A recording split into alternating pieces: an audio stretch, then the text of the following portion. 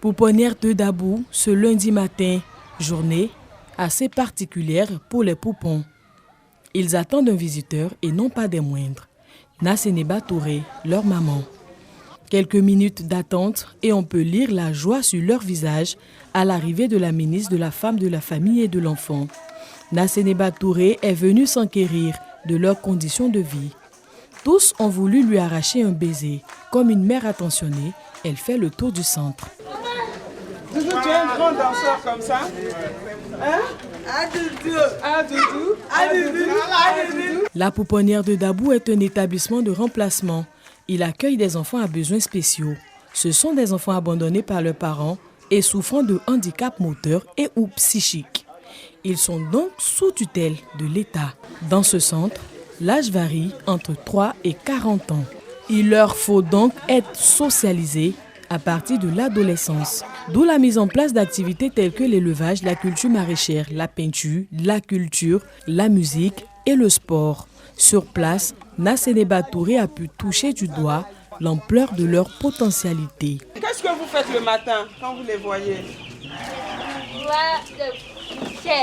Quand ils deviennent grands, ils sont aussitôt en apprentissage afin de leur donner une chance de s'insérer dans la communauté. Et la directrice y attache du prix. Madame la ministre nous a instruit pour pouvoir,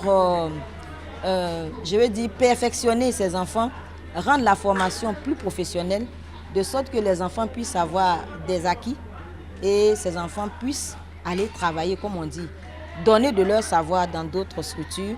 La pouponnière de Dabou dispose d'une infirmerie et d'un centre de kinésithérapie. Ce centre a reçu il y a un mois le petit Joseph qui souffrait d'un dysfonctionnement au niveau des pieds. Sur instruction de Nasseneba Touré, il est interné puis traité. Joseph refuse aujourd'hui de s'asseoir, un bonheur que partage sa mère avec la ministre de la Femme, de la Famille et de l'Enfant.